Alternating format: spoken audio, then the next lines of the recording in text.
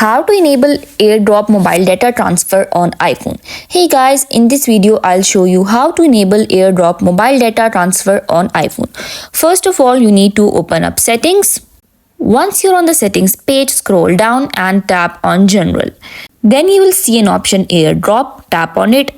AirDrop Apple has introduced a feature where you can now continue AirDrop using mobile data or cellular data, as you no longer need to stand next to the person to send data between two iPhones.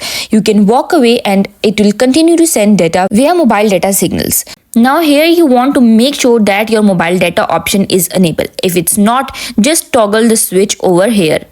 Just toggle over the switch here to enable this. Now just a warning, if you are on limited data or you have a data allowance, make sure to switch this off as you are doing AirDrop between two iPhones. And you are near that person, but if gets out of range, then it will start to use your mobile data. And so this will eat up all your data allowance. And here you go. This is how you enable AirDrop mobile data transfer on iPhone. I hope the video helped you. Don't forget to give this video a thumbs up. If you have any question related to the video, please feel free to drop it in the comment section below. Thank you for watching this video.